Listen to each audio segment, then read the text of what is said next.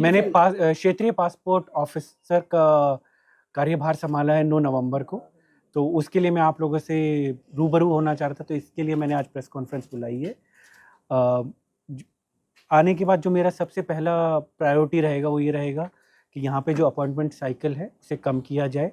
अभी यहाँ पे 2 महीने के बाद अपॉइंटमेंट मिल रहा है, तो मेरे कार्यकाल में मेरा कोशिश रहेगा कि मैं उसे 15 दिन के करीब लेके आ जाऊँ जल्दी 6 महीने के अंदर। और उसके अलावा यहाँ पे जो पीसीसी का साइकिल चल रहा है वो 2 महीने से भी ज़्यादा का टाइम लग रहा है, उसको मैं कोशिश कर रहा हूँ कि 2 महीने के अंदर, 1 हफ्ते के अंदर अगर मैं ला सकता हूँ किसी भी तरह से, तो उसके लिए बेसिक कैसे मुमकिन होगा? उसके लिए हम अपॉइंटमेंट्स बढ़ा रहे हैं।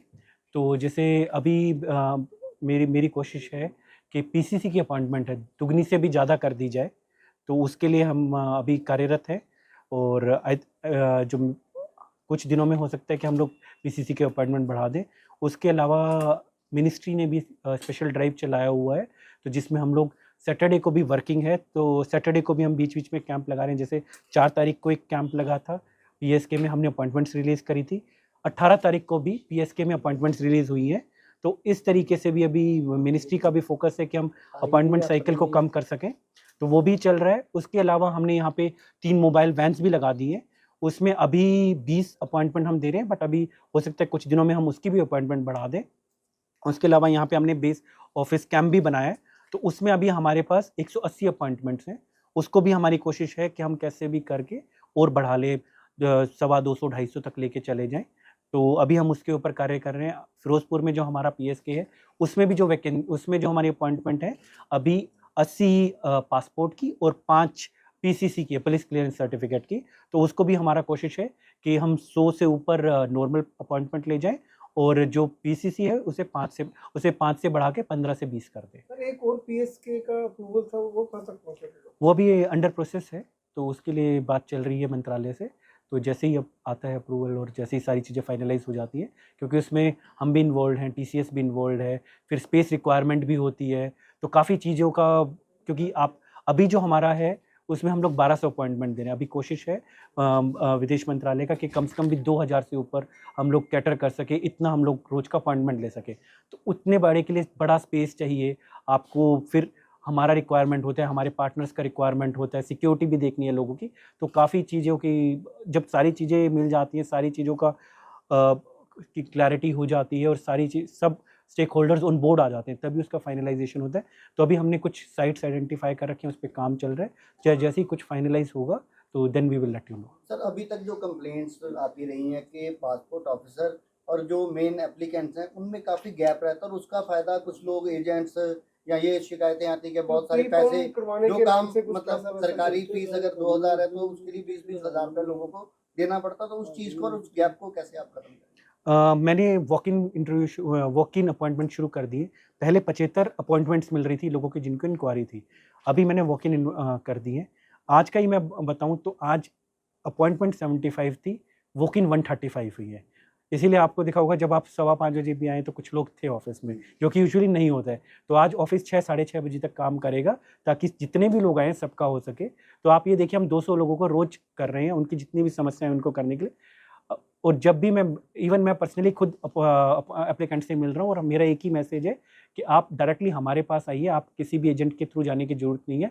आपके काम हमारे थ्रू हम लोग बेसिकली आपको जितना भी फैसिलिटेट कर सकते हैं हम करेंगे, और हमारी कोशिश यही है कि आपको कोई भी प्रॉब्लम का फेस ना करना पड़े। सर इससे पहले आप कहाँ पोस्टेड थे और अब गुरु नगरी में सेवा का मौका मिला, क्या कहना चाहिए?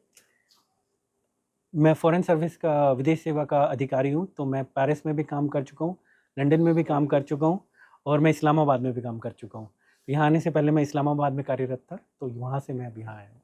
तो अभी गुरु नगरी में मौका मिला है? हाँ जी बिल्कुल, मैं गुरु नगरी में, ये तो बाबा जी की, गुरु जी की दया है कि उनकी कृपा है कि मैं यहाँ पे आके काम कर रहा हूँ। तो मैं चाहूँगा कि मतलब अपने कार्य से मैं लोगों का जितना जितना उनको सपोर्ट कर सकता हूँ, उनको जितना भी उनकी लाइफ ईजी बना सकता हूँ, वो मेरी कोशिश रहेगी। और यही मेरे लिए मतलब जो मेरा अरदास है बाबा जी के लिए वही होगा, ताकि लोगों की ज़िंदगी बेसिकली जितनी सफल सुगम है, जितनी आसान हो सके वो मैं कर सकूँ। सर टोटल रेंज कितनी है आपके पास? आपके जो अमृतसर हेड ऑफिस है आपका, टोटल रेंज कितनी है? कितने जिले आते हैं आपके अंदर? 6 डिस्ट्रिक्ट आते हैं हमारे अंडर। अमृतसर, फिरोजपुर, तरन तारन, फरीदकोट, मुख्तर साहिब और फजील एक का। और चीज है कि जैसे चंडीगढ़ में एक घर में जाकर पासपोर्ट अप्लाई किया जा रहा है, एक गाड़ी जा रही है, उसी में उसकी फोटो हो रही है, ऐसी कोई जो हम कह मोबाइल सकते हैं सर्विस। लोगों के लिए सर्विस आप लेके आओगे? क्योंकि चंडीगढ़ में बहुत इजी हो चुका है पासपोर्ट बनवाना, हाँ। गाड़ी घर में जाती है, एक घर के बाहर जाके साथ ही में वेरिफिकेशन हो जाती है, वहीं पासपोर्ट साइज फोटो हो जाती है। ऐसा कुछ आप लेके आ रहे हो, कोई प्लान है आपका? अभी हमारे पास 3 वैन आ चुकी हैं, जी। तो अभी हमारा फोकस है कि पहले हम एक बार थोड़ा अपॉइंटमेंट साइकिल कम कर दें, तो लोग जो आ रहे हैं उनका कम हो जाए। उसके बाद हमारा नेक्स्ट स्टेप यही होगा कि हम डोर टू डोर सर्विसेज भी जितना दे सकते हैं उतना दे सकें। ठीक, ये कब तक शुरू करेंगे आप डोर टू डोर सर्विस? अभी कहना थोड़ा जल्दी होगा। मैं एक बार, मेरा पहला फोकस ये है कि मैं अपॉइंटमेंट साइकिल जितना कम कर सकता हूँ। बैकलॉग जो तो है हाँ, वो उसको लोगों पे चेक कैसे रखा जाएगा जो भोले भाले लोगों को ठगते हैं पासपोर्ट ऑफिस के नाम से और पैसा वसूलते हैं? देखिए, अभी जितना भी कंप्लेन मेरे पास सामने आएगा तो I will be taking strict action. तो मैं पुलिस का भी इसमें सहयोग लूँगा, आप लोगों का भी मदद लिया जाएगा ताकि सतर्कता लोगों में फैलाई जा सके। तो जीरो टॉलरेंस होगा उस चीज़ के लिए। बाकी मुझे जो लगता है कि अगर हम लोग फैसिलिटीज़ इतना स्मूथ कर देंगे कि लोगों को कहीं जाना ही ना पड़े, तो आपका खुद ब खुद ही चेक हो जाएगा।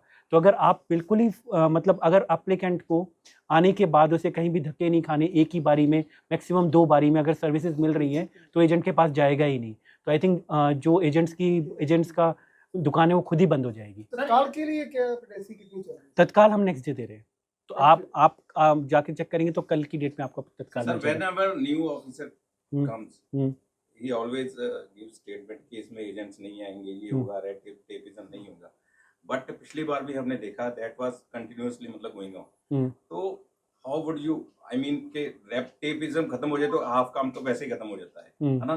तो what is your plan कि या बातें रहेंगी कि या प्रैक्टिकली कुछ होगा? इसमें सर एक और चीज ऐड ऑन कर दूं, यहाँ के गुरजीत औजला एमपी हैं, 2 बार वो धरना दे चुके हैं इसी चीज को लेकर, क्योंकि लोगों की शिकायत है। एक इमेज Yes, बड़ी yes. एक एमपी लेवल का व्यक्ति आके यहाँ पर धरना देता है बाहर और मीडिया को इनवाइट किया जाता है कि लोग कितने परेशान है, आकर देखो। सर आप वो चीज को कैसे आप हैंडल वो करोगे? इमेज नहीं जा सकी जो जानी चाहिए।